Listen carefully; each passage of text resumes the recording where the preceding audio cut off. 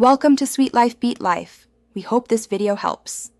In this video, I will explain how to make delicious raspberry croissants. We begin by selecting the finest, coldest butter, which is crucial for achieving those signature flaky layers.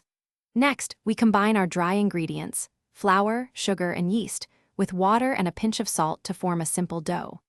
This initial dough then needs to rest and chill for several hours, typically around 8 to 12 hours, ensuring it is perfectly prepared for the intricate lamination steps ahead.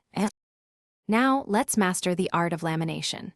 This involves carefully encasing a cold block of butter within our chilled dough. We then perform a series of 3 turns, which means rolling out the dough and folding it like a letter, then chilling it again. Each of these precise turns multiplies the layers, transforming our simple dough into a complex structure with hundreds of potential flaky pockets, ready to hold that delightful raspberry filling. With our beautifully laminated dough ready, it's time for shaping. First, roll the dough evenly to a thickness of approximately 4 millimeters, creating a large, thin sheet.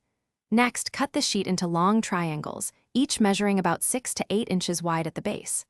Before rolling, place a generous spoonful of your favorite raspberry filling at the wide end of each triangle. Then, gently roll them up, starting from the wide end, to form the classic croissant shape. The final steps bring our raspberry croissants to perfection. After shaping, allow them to proof in a warm, humid environment for about 1 to 2 hours. This crucial step lets the yeast activate, causing the croissants to double in size and develop their airy texture. Finally, bake them in a preheated oven at 375 degrees Fahrenheit for 15 to 20 minutes, until they achieve a beautiful golden brown color and an irresistibly flaky, buttery finish. Enjoy your homemade treat. Thanks for watching.